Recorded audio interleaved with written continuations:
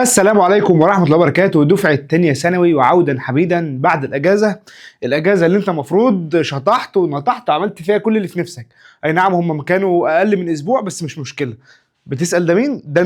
ده أنت وأنت عمال تعيط أهو، عمال تعيط من عينيك عشان إحنا بدأنا المنهج بسرعة قبل ما أنت تستمتع بالأجازة بتاعتك. وصدقني ده اللي كان لازم يحصل. انا مش هدخل بقى في سكه اقول لك ان المنهج تقيل ومحتاج مننا ضغط وكمان وقت الترم التاني مضغوط، لان المفروض انت فاهم الكلام ده والمدرسين كده كده قرفوك وصدعوا دماغك بيه. ولكن كل اللي انا عايز اقوله لك انك هتبدا بدري، هترتاح بدري وتراجع مره واثنين وثلاثه عشان تدخل الامتحان مرتاح. وانت هنا ما انتش خسران حاجه، ما انتش بتدفع فلوس، ده كله مجاني. فصدقني الموضوع ده كله عشان مصلحتك. قبل اي حاجه سم الله ويلا بينا نبدا في اول حصه في الجبر في الترم الثاني. بس قبل ما نبدا عايزك تنزل تحت تكتب لي كومنت تعرفني انت بتتفرج على المحاضره بتاعتنا من انهي محافظه، ولو انت لسه ما دخلتش في قناه الواتساب وكوميونتي الواتساب فصدقني فايتك كتير جدا. سم الله وكوبايه الشاي بتاعتك ورقه وقلم ويلا بينا.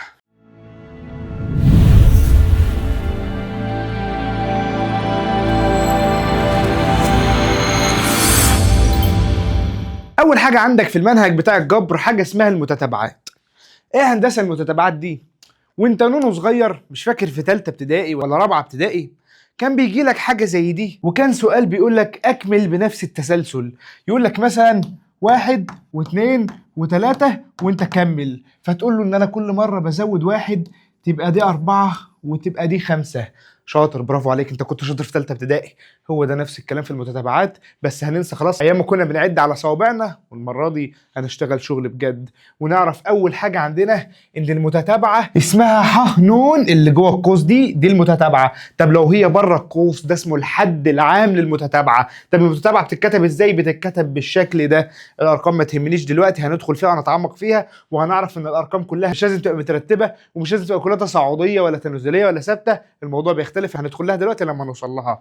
ايه اللي احنا عايزين نعرفه من هنا؟ عايزين نعرف ان ده اسمه الحد العام بتاع المتتابعه. عشان اكمل المتتابعه دي ايه القاعده اللي همشي عليها؟ هو في قاعده في المتتابعات؟ ما الموضوع هنا مش سبهلله، الموضوع هنا بقواعد. يعني القانون ده اللي كان زائد بس عملناه ناقص لان الحد العام هنا ناقص، هنستفيد منه بايه؟ لو انا عايز اجيب الحد الاول، قال لك يا سيدي الموضوع مش سبهلله. الحد الاول دي هنعوض عن كل نون بواحد.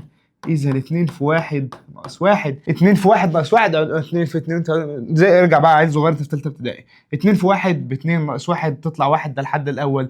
طب والتاني هتلاقي 2 والتالت هتلاقي 3. بس ده عشان ايه؟ المثال بسيط واحنا بس بنعرفك يعني ايه الحد العام. طب والحد العام ده اسمه ايه تاني؟ اسمه ايه تاني؟ ده الاسم كمان اسمه الحد النوني، بس ده اسم الدلع بتاعه حد النوني عشان النون، انما هو حد عام لانه بيجيب لك اي حد داخل المتتابعه. نسيبنا من الراجل اللي بيعيط ده عشان خلاص الاجازه بتاعته خلصت وندخل في الشرح بتاعنا. جايب لي مثال وبيقول لي اوجد قيمه كل من الحد الرابع في المتتابعه. المتتابعه قلنا اسمها ح ن، حيث ح ن ده اسمه يا رجاله؟ ده اسمه الحد النوني او الحد العام. يبقى انا عايز اجيب الحد الرابع، هقعد ده عن 4 ودي ب4. عايز اجيب الحد العاشر 10 و10. طب الحد انتوا مواليد كام؟ 2010 بين 2011 هكتب 2010 عشان اجيب الحد بتاعي. اذا الحد الرابع هيساوي هنا جذر نون تبقى جذر 4 على نون زائد 1 4 زائد 1. جذر 4 بكام؟ ب2. و4 زائد 1 بكام؟ ب5. إذا هو ده الحد الرابع. تعال نخش في اللي بعدها. بيقول الحد السادس ح ن بيساوي -1 أس ن على 2 ن. ادي يا سيدي الحد السادس -1. وخلي بالك دي كلها أس ن يعني أس 6. طب هي كلها هتفرق فيها هندسة؟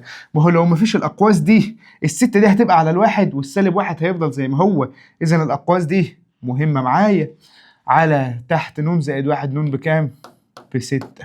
-1 أس 6 الأس موجب يضيع السالب يطلع ب1 على 6 زائد 1 اللي هي 7 ويطلع ده هو الحد السادس. طب هنا في المسألة دي بيقول لي اكتب الأربع الحدود الأولى للمتتابعة ح ن حيث ح ن بيساوي ن تربيع ناقص 1. تعال نجيب له الحد الأول. هو الحد النوني اسمه ايه؟ اسمه ح ن بيساوي ن تربيع ناقص 1. إذا الحد الأول 1 تربيع ناقص 1 يطلع ب0. طب والحد التاني 2 تربيع ناقص 1، 2 تربيع ب4 ناقص 1 تطلع 3. الحد التالت 3 تربيع ناقص 1، 3 تربيع ب9 ناقص 1 تطلع 8. الحد الرابع 4 تربيع ناقص 1، 16 ناقص 1 تطلع 15، وهم دول الاربع الحدود الاولى اللي هو عايزهم. بنفس الطريقه بيقول لي اكتب الخمس حدود الاولى من المتتابعه المعرفه كالتالي. ايه ده يا هندسه، هو مش كان بيجيب لي ح ن ويسكت؟ امال ايه اللي هو كاتبه لي ده؟ تعال خدها من الشمال لليمين. لما بيقول لي حيث ن اكبر من او يساوي الواحد، ده الطبيعي، لان كل الحدود عندك يا اما اكبر من واحد يا اما الحد الاول، ما انت الحد الاول الثاني الثالث الرابع، اذا كلها اعداد صحيحه موجبه، يبقى لازم تاخد بالك من النقطه دي. ايه تاني؟ بيقول لي الحد الاول اهو، مديني الحد الاول اهو ب2، ح ن زائد 1 بيساوي 2 ح ن، هي دي اللي هتحل لي المساله. هو عايز ايه؟ الخمس حدود الاولى، ادي ح واحد معانا بكام؟ ب2. طب انا عايز ايه تاني؟ انا عايز ح 2. لما اجي اعوز من هنا ح 2 هعمل ايه؟ هعوض عن ن بواحد، تبقى ح واحد زائد 1 هتساوي 2 ح واحد. ح واحد زائد 1 دي اللي هي ايه؟ اللي هي ح 2. طب و2 ح واحد، ح واحد معاك ب2، 2 في 2 ب4، جبنا له الحد التاني. طب الحد التالت هقول له ح 2 زائد 1 هتساوي 2 ح 2. ما احنا بنشيل النون ونعوض عنها باللي احنا عايزينه، احنا عوضنا عن هنا بنون ب2 يبقى هنعوض هنا عن نون ب2. ماشي يا سيدي.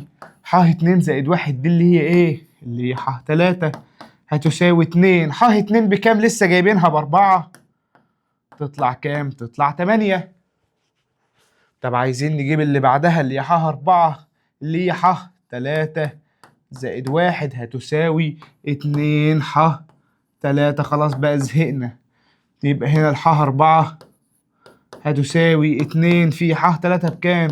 ب8، تطلع 16. هو عايز ايه؟ عايز اول 5 حدود، هات له الحد الخامس كمان. ح 4 زائد 1 هيساوي 2 ح 4،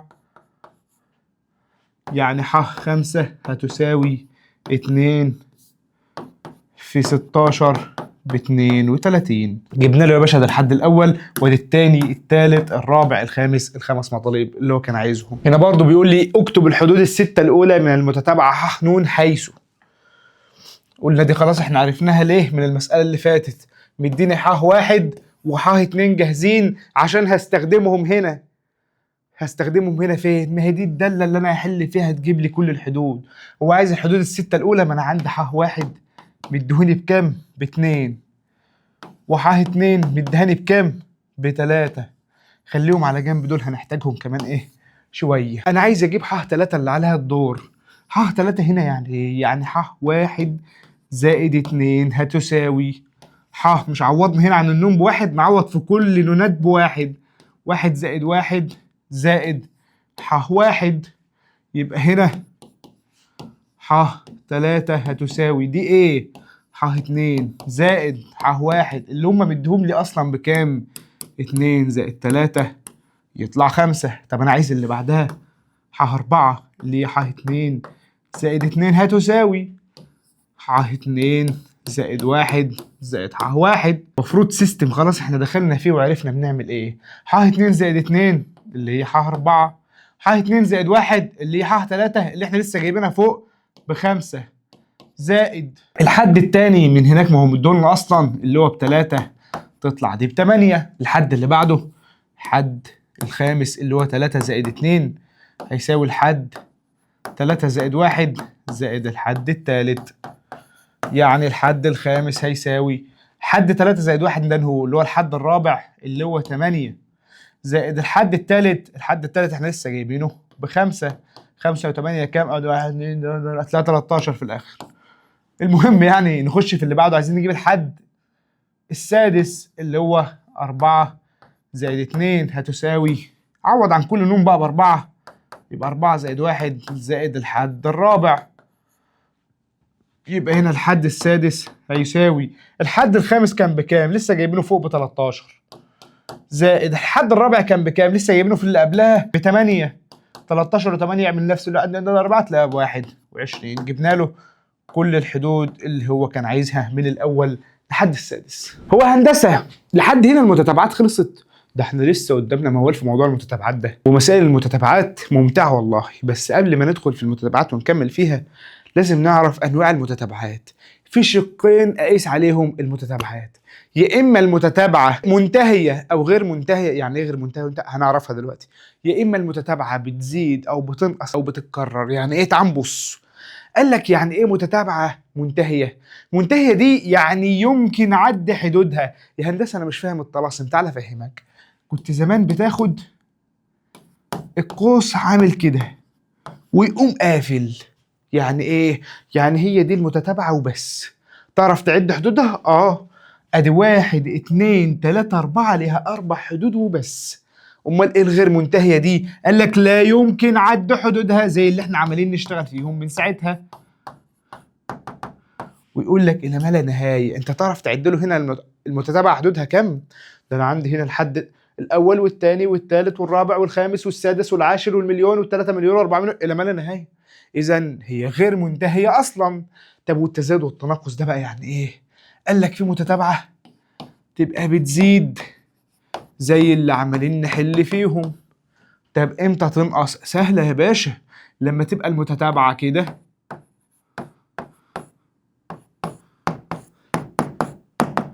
عمالة بتنقص. طب ثابتة امتى؟ لما تبقى المتتابعة بتتكرر. طب وامتى تبقى تذبذبية؟ يعني ايه تذبذبية دي؟ يعني طالعة نازلة. لو جيت عملتها بياني تلاقي المتتابعة بتاعتك عمالة تطلع وتنزل.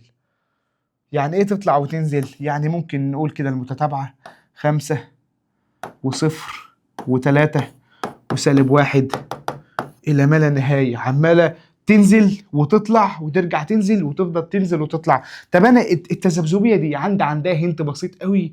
هتلاقي الحد العام او الحد النوني بتاعها فيه -1 أس ن. خدها دي ايه؟ قاعده واعرفها عشان هتقابلك في مسائل اختياري. اي متتابعه تذبذبيه الحد العام بتاعها فيها -1 أس ن. المساله دي بيقول لي المتتابعه التي يكون حدودها ح ن بيساوي 2 على ن ناقص 1 حيث ن تنتمي لصاد الموجبه تمثل متتابعه. عايز يعرف نوعها. هقول له سهل، هقول له الحد الأول بيساوي وعوض عن كل ن بواحد. 2 على 1 ناقص 1 يعني 2 ناقص 1 بواحد. طب والحد التاني عوض عن النون باتنين. 2 على 2 ناقص 1 1 ناقص 1 بصفر. طب والحد التالت 2 على 3 ناقص 1 هتساوي -تلت. إذا المتتابعة دي عمالة تنزل تناقصية وايه كمان وغير منتهية. هقول له متتابعة تناقصية غير منتهية، وفي الغالب كلهم هيبقوا غير منتهية. فهو هنا بيسألك على تناقصية أو تزايدية، وممكن يجيب لك في الاختلاف الأقواس تناقصية وتزايدية وتذبذبية. في اللي بعدها بيقول لي المتتابعة التي يكون حدها النوني. ما حدها النوني هو الحد العام، خلاص عرفنا دي. ح ن بيساوي -1. خلاص احنا وصلنا لدي. دي اللي انا لسه عمال اقول لك عليه. طالما -1 أس ن تبقى تذبذبية. تذبذبية بالذال يالا، مش بالزي، بالذال. المفروض تبقى انت فاهم عربي، خلاص في ثانيه ثانوي. المتتابعه دي عرفنا ان هي تذبذبيه. المتتابعات اللي فاتت كان بيدي لي الحد النوني بتاعها ويقول لي هات لي الحد العاشر، ال17، ال1000، ال1200. مالناش دعوه، ما يخصنيش. طب هو الحد النوني ده اصلا بنجيبه ازاي؟ كيف نحصل على الحد العام؟ قال لك الحد العام ده يا سيدي ملوش قاعدة. الحاجة اللي لها قاعدة هقولها لك كمان شوية، إنما في الطبيعي ملوش قاعدة. يعني إيه هندسة ملوش قاعدة؟ يعني ابتكار، أنت اللي بتبتكر وتطلع الحد النوني ده بدماغك وبتفكيرك. يعني إيه؟ تعال نبص. أنا عندي متتابعة 4 و5 و6 و7. تعال بقى أرجع لتالتة ابتدائي أيام الدكة وسندوتش البيض اللي بيخلي ريحة الفصل موت. كنا بنقعد نقول إيه؟ ده هنا زودنا 1 وهنا زودنا 1 وهنا زودنا 1. تيجي انت بقى ذكي قوي واذكى واحد في جيلك تقول لي يا هندسه ده الحد النوني بيساوي ن زائد 1 وتاخد صفر قد كده. ليه صفر يا هندسه؟ مش انت قلت بنزود 1 يا ولا؟ الحد النوني ده لو انا عايز اجيب الحد الاول على كلامك اقول له الحد الاول هيساوي 1 زائد 1 بيساوي 2. اجي ابص الاقي فوق الحد ب4. امال يا هندسه انت لخبطتني يا هندسه. يا هندسه انت لخبطتني يا هندسه. هو الحد الاولاني اللي هو رتبته 1 انا مزود عليه قد ايه؟ مزود 3. تعالى بقى اقول لك حاجه ايه اريح لك من ده كله عشان تعرف تحل. اول ما تمسك متتابعة اكتب هنا ترتيب الحدود، وشوف علاقة كل حد برتبته بعد ما تعرف علاقة الحدود ببعضها. علاقة الحد برتبته يعني الحد الأول أنا مزود عليه 3، والحد التاني أنا برضه مزود عليه 3، والحد التالت مزود عليه 3 بقى 6، والرابع مزود عليه 3 بقى 7. إذا ح ن هتساوي ن زائد 3. تعال عوض واعرف الحد الأول 1 زائد 3 يدينا 4 فعلا، الحد التاني 2 زائد 3 اداني 5. ركز معايا وصحصح وخش في اللي بعدها، وزي ما قلنا اكتب رتبة الحد فوقه عشان تعرف تحل. الحد الأول نزل زي ما هو، أروح أقول إن الح ن بيساوي ن؟ لا. الحد التاني إيه اللي حصل له؟ اتضرب في بعضه، 2 في 2 بقى ب4، والحد التالت اتضرب في بعضه برضه بقى 3 في 3، الحد الرابع برضه اتضرب في بعضه. إذا ح ن هتساوي ن تربيع. ربعت رتبة الحد اداني الحد نفسه. لما ربع الواحد هيديني 1، ربع الاثنين تديني 4. أي حد عندك ربع الحد العاشر هتلاقيه مديك 100 برضه. إذا أنت عرفت الحد النوني هنا. تعال نخش في اللي بعدها. ادي 1 2 3 4 اكنك في ابتدائي. الحد الاولاني نزل زي ما هو، مش هنستفيد منه بحاجه. الحد الثاني عملت ايه؟ واحد يقول لي ضربته في 4، ده احتمال قائم ممكن نخليه. واحد تاني يقول لي ده انا كعبت الاثنين، ما هو 2 في 2 في 2 ب8، احتمال قائم خليه. خش على رقم 3، لو ضربتها في 4 تديني 12 مش 27، اذا استبعد الحد اللي قال 2 في 4. طب انا لو كعبتها 3 في 3 في 3 ب 27 فعلا، اذا اللي قال الاحتمال بتاع ان الاثنين اتكعبت احتماله بقى صح. طب هتيجي نتاكد من الحد الرابع. 4 في 4 ب 16 في 4 ب 64، اذا الحد النوني بيساوي ن تكعيب. وصلنا يا باشا وارتحنا. طب اخر واحد ادي الحد الاول، الحد الثاني، الحد الثالث، الحد الرابع. ايه علاقة الواحد بالنص والاتنين بالربع والتلاتة بالتمن؟ انا ما عدتش فاهم المسألة دي يا سيدي. اقول لك انا حلها. لاحظ لو انا خدت النص ده خليته اس واحد اللي هو ايه؟ اس ن، حصل حاجة؟ ما حصلش حاجة. اذا لو انا جيت قلت ان الح ن هتساوي نص أس ن، وتعال نشوف احتمالاتها تنفع ولا ما تنفعش. لو الحد التاني نص أس 2 تطلع بكام يا ولا؟ تطلع بربع اللي هو الحد التاني. طب والتالت نص أس 3، نص تكعيب في المقام بكام يا ولا؟ طب والحد الرابع يا ولا؟ نص أس 4، 2 أس 4 في المقام بكام يا ولا؟ ب16. إذا الحد النوني طلع معانا بنص أس ن. والحوار كله كان عايز منك تخيل. افتح الأفق لدماغك واقعد حاول وجرب مرة واثنين وعشرة لحد ما تلاقي المتتابعات دي انت بتطلع لها الحد النوني وانت بتلعب. بيقول لي بقى هو مسائل الاختياري بالذات هقول لك تحلها ازاي. الحد العام للمتتابعة ومديني المتتابعة اهي. مسائل الاختياري عشان تريح نفسك وتوفر على نفسك وقت، جرب الاختيارات اللي عندك. لما تجرب الاختيارات ترتاح. عندك وقت اقعد هات الحد النوني ابعت لي بكره براحتك. لو انت خلصت الامتحان ومش بالغ غير المسألتين دول اقعد حل براحتك يا ريس. انما عشان تنجز جرب الاختيارات. ن على 2 ن، الحد الاولاني لما اجي اجيبه ن على 2 ن هيبقى 1 على 2 في 1 يعني نص. نفع ماشي. الحد الثاني 2 على 2 في 2 يعني 2 على 4 يعني نص. ما نفعش يا ريس. اذا الاختيار الاول ده مش معانا. طب اللي بعده ن على ن زائد 1، 1 على 1 زائد 1 بنص فعلا، يبقى طلع معانا ايه؟ اول حد مظبوط. طب اللي بعده 2 على 2 زائد 1 طلع بكام؟ ب2 على 3. اوبا ده شكله ده هو اللي هيطلع. ولا خش على اللي بعده الحد الثالث 3 على 3 زائد 1 ب3 على 4. اذا هو فعلا ده الاختيار الصح اللي معانا ن على ن زائد 1. طب المسألة اللي بعدها ومديني برضه متتابعة تذبذبية. من غير ما افكر اجري، -1 أس ن فين؟ -1 أس ن اهي. اذا هو ده الاختيار، وما تقعدش تتعب نفسك في الاختيارات التانية. فاكر لما قلت لك اللي لها قوانين هقول لك عليها؟ هم دول النوعين اللي لهم قوانين عندك في ايجاد الحد العام للمتتابعة. لو انا عندي متتابعة بزود رقم ثابت او بضرب في رقم ثابت، يعني لو بزود 2 في كل مرة او بضرب في 2 في كل مرة. قال لك لو بزود لها قانون ح ن بيساوي ح1 زائد العدد اللي انت بتزوده في ن ناقص 1. عايزين الحد الكام؟ الخامس هو ناقص، يا سيدي الحد الخامس هيساوي الحد الاول بكام؟ ب2 زائد العدد اللي انت بتزوده كام؟ 2 زودت عليها كام؟ 3، والخمسة زودت عليها 3، بقى 3 في ن ناقص 1 يعني 5 ناقص 1 اللي هو ب4، يعني 2 زائد 12 يطلع معاك الحد الخامس ب14 اللي هو ايه؟ لما زودت على ال11 3. هندسه هتقول لي ما بسيطه، انت عمال تعبني، ما الحد الخامس ما احنا عمالين نزود 3. هزود 3 على ال11، افرض جه قال لك يا عم انا عايز الحد ال1300، هو انت هتقعد كل مره تزود وخلاص؟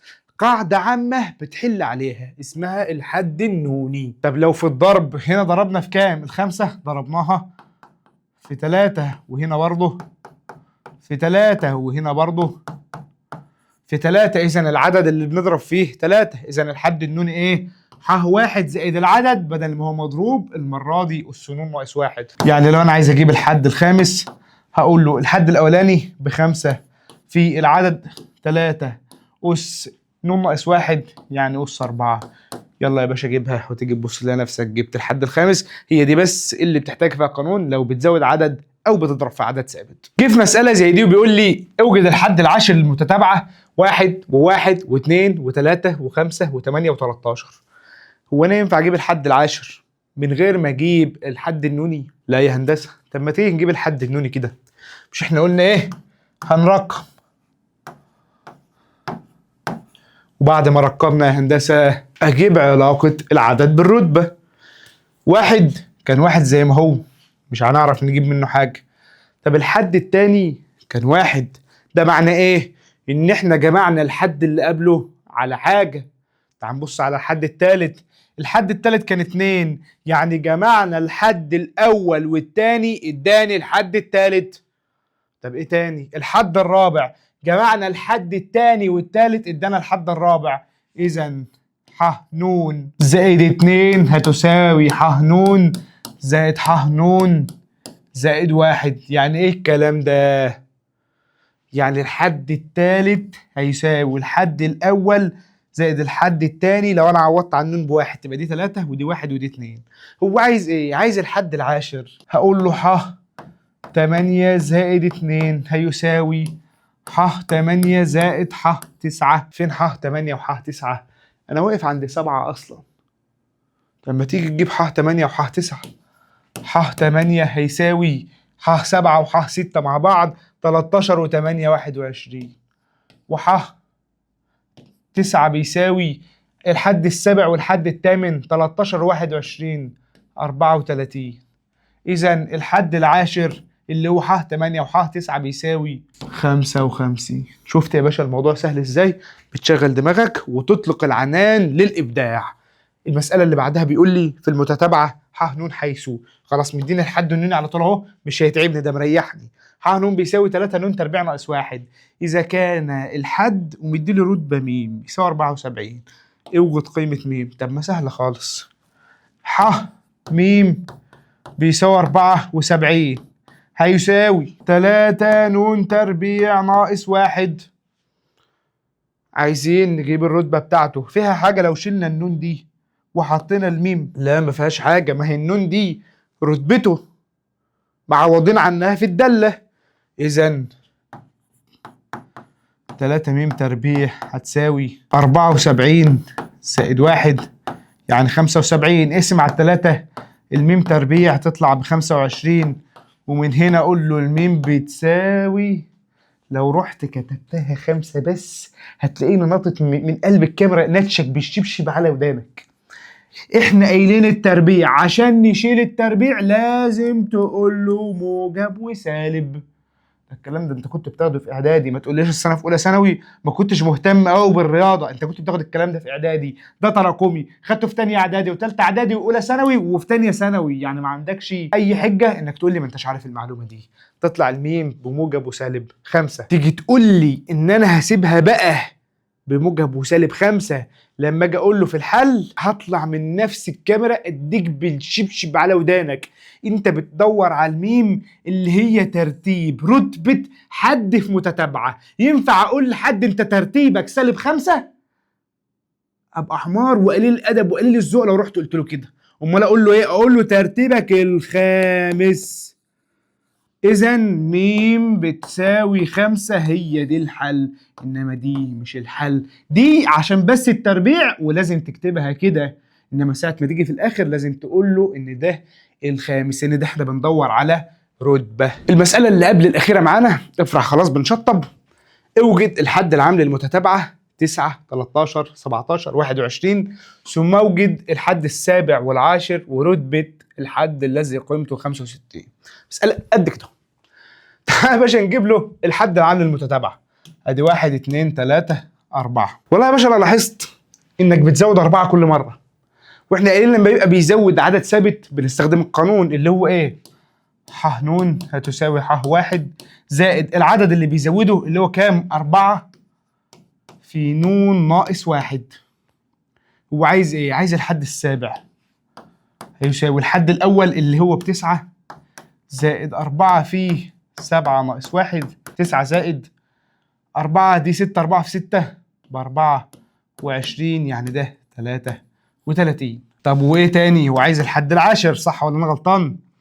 الحد العاشر هيساوي 9 زائد 4 في 10 ناقص 1، يعني 9 زائد 4 في 9 ب36، 36 و9 يعني 45. جبنا له الموضوع اللي هو عايزه، وعايز رتبة الحد الذي قيمته 65، يبقى 65 هتساوي، عوض في الدالة عندك، ح واحد زائد 4 ن ناقص 1. هو عايز النون دي، ما هو هي دي الرتبة. إذا 65 هتساوي ح واحد ب9 زائد 4 ن ناقص 4.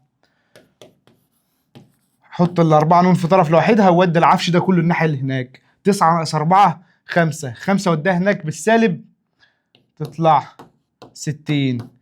60 على 4 تطلع النون ب15، يبقى العدد ده رتبته ال15. آخر سؤال والله سهل وبسيط، بيقول لي في المتتابعة ح ن إذا كان ح واحد ب9 وح 3 ب36 وح ن زائد 1 بيساوي ح ن زائد ن س، اوجد قيمة س. تعال نجيب له أول حاجة هنعوض عن ن بواحد. ح واحد زائد 1 هتساوي ح واحد زائد س. عوضنا عن كل ن بواحد، بسط له دي كده يا باشا، نبقى ايه؟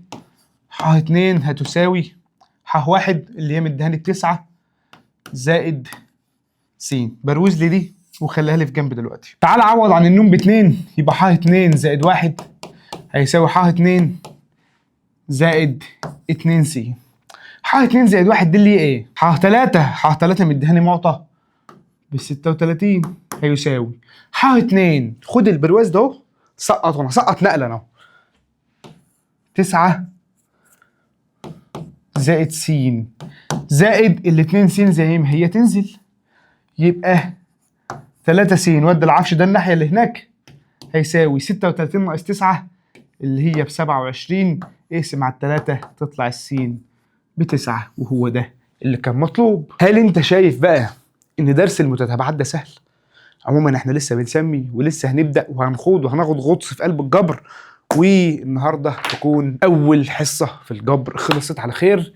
كل اللي انا طالبه منك تدعي لي بالخير، وتدخل كوميونتي الواتساب وتشانل الواتساب وتسيب كومنت وتعمل لايك وشير. وبص عايزك ترقص في القناه، انا عايز القناه تبقى مليانه رقص لدفعه تانية ثانوي 2026، لان انا هشرح لك المنهج كله مجاني، مش عايز منك جنيه من اول النهارده لحد مراجعه ليله الامتحان زي ما عملنا في الترم الاول. شد حيلك يا بطل، واللي جاي كله خير. وزي ما احنا اتفقنا وزي ما قلنا على الجروب بتاعنا ان احنا هننزل حصتين في الاسبوع، حصه بحته وحصه تطبيقيه.